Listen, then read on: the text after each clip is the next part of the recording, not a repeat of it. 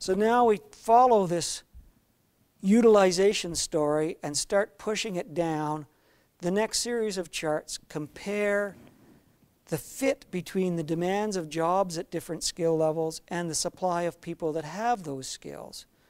In this chart, we're going to look at the fit between the demand for literacy skills by level demanded by the job with the skill levels of people in those jobs. And the chart tells a simple story that we have way more people with level 1 skills in Nova Scotia than we have jobs for them that demand level 1 skills. We have a surplus of level 2 people because there aren't very many level 2 jobs, and shortages of level 3, 4, and 5 people. There are jobs but not people to fill them. The second chart deals with band members living off reserve in the province. In this case, we still see a surplus of level 1 people, but smaller, a big surplus of level 2 people, and shortages of level 3, 4, and 5 people where there are jobs, but not band members living off reserve to fill those jobs. The third chart are for other Aboriginals, mostly people of Métis origin living in the province. You see roughly the same pattern. Surpluses of level 1 and 2 people, shortages of level 3, 4, and 5 people where there are more jobs than there are people to fill the jobs. So Aboriginals will find themselves at a disadvantage in the labor market because the fit between their skills and the jobs that are available is not good. If we push this analysis down even further to the level of the individual and compare and contrast people's skill levels with the actual demands of their occupation, we come up with a very startling picture. 50% of all workers in Nova Scotia are in literacy skill shortage. They have skills lower than the level demanded by their occupation. So those people who are in skill shortage will be less productive than their more skilled peers. About 30% of workers have just the level of skill demanded by their occupation. And that seems good because it means they'll satisfy the requirements of their job in the short term, but in the long term, if literacy skill demands grow as we want them to, those people are going to be in trouble and in need. There's no cushion for them to rely on in terms of their skill. And we have about 20% of the adult population, adult workers in the province, who have a literacy skill surplus that isn't being put to economic use now. So finding a way to use that skill would yield economic benefits.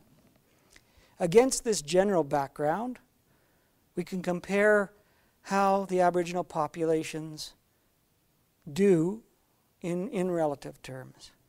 For on-reserve Aboriginal populations in Nova Scotia, they're 11% more likely to be in shortage than the general population. They're less likely to be in balance and less likely to be in surplus. For the off-reserve population, it's the same pattern, about 10.5% more likely to be in shortage, less likely to be in balance, less likely to be in surplus. So what does this imply?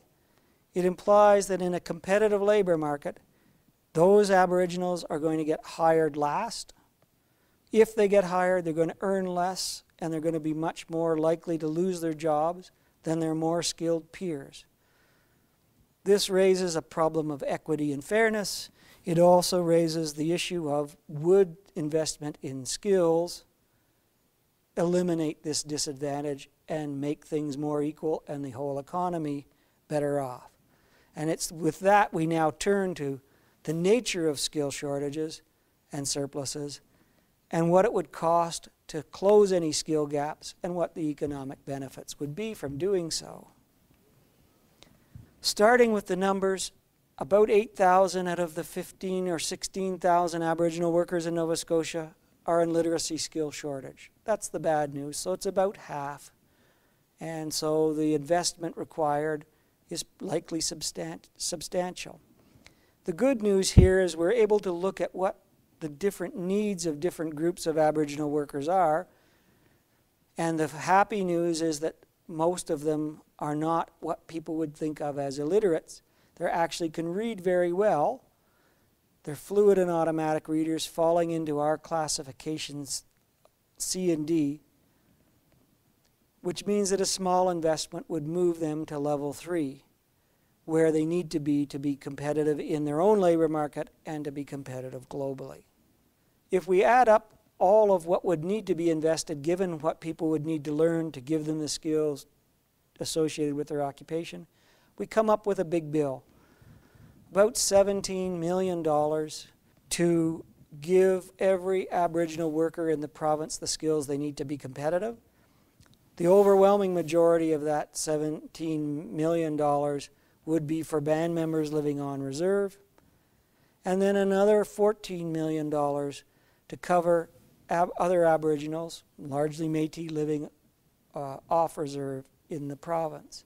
So those are big numbers, and it begs the question about who should pay for it: individuals themselves, their employers, and or the government. And the answer to that question is not simple, but it's inevitable that we need to make that investment.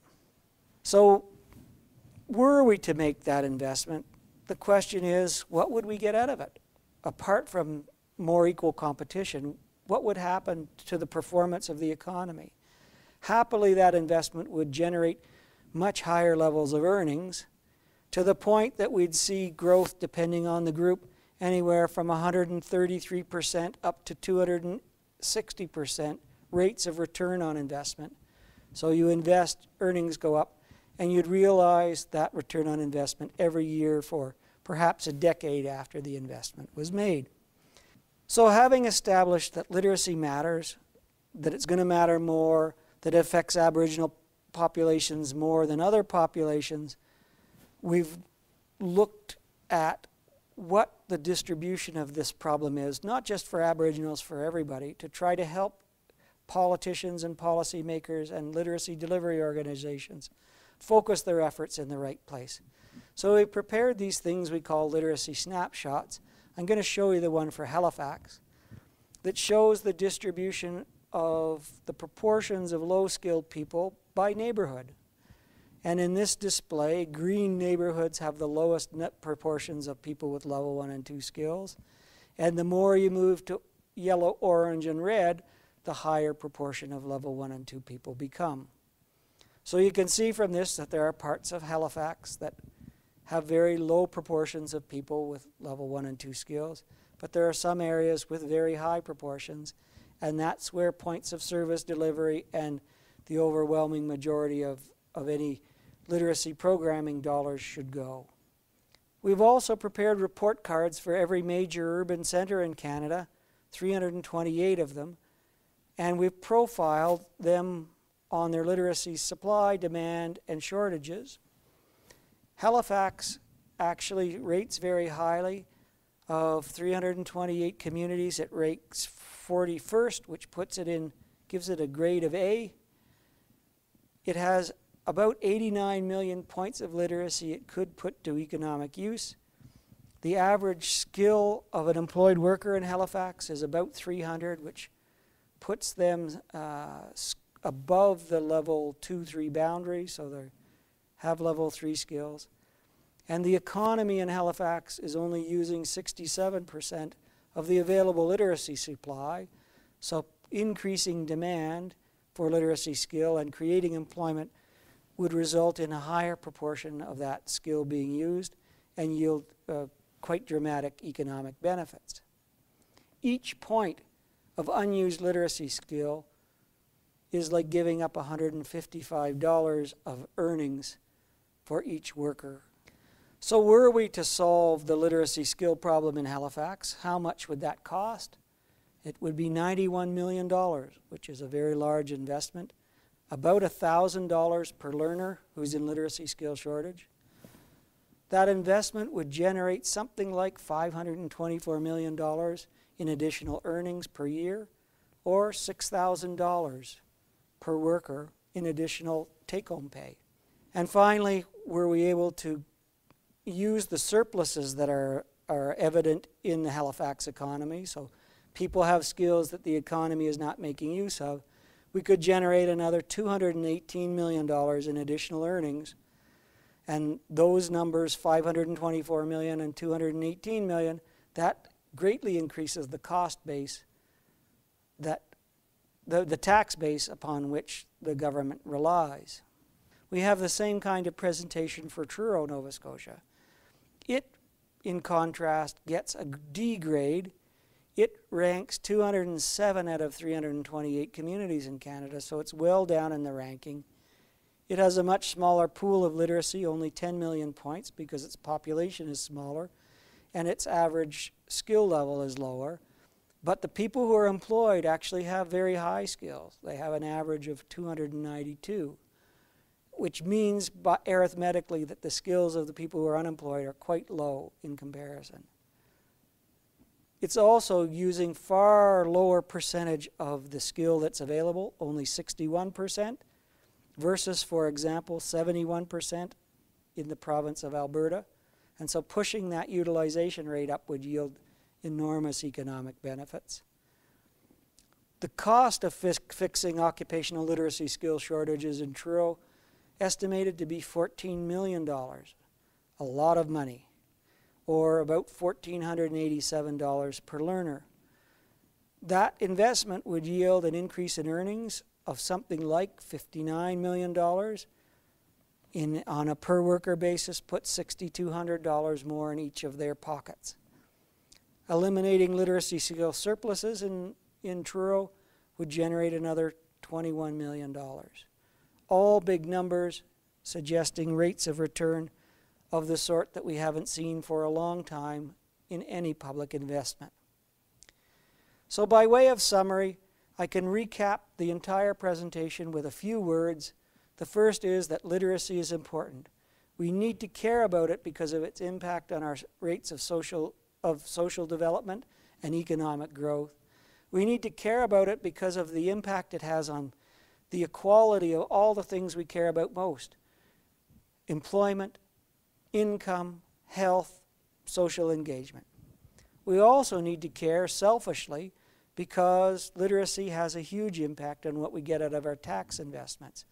A more literate population would be cheaper to provide services to, and for each service offered would cost us less.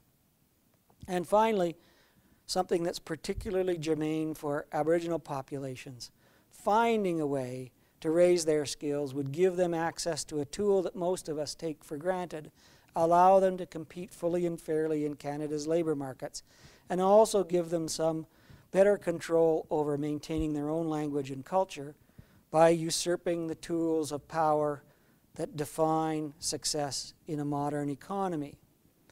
So Canadians and Canada and Nova Scotians need to find a way to invest in literacy. It's a big challenge, but the rewards are unequivocally strong and positive.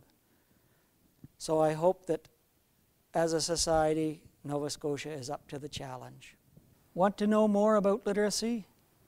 Go to any of the following websites shown on the screen: the website for Data Angel, the website for Statistics Canada, the website for Bow Valley College, or the website for the Canadian Council on Learning. You'll find out about how important literacy is to Canada's future economic competitiveness and our collective well-being. Thank you.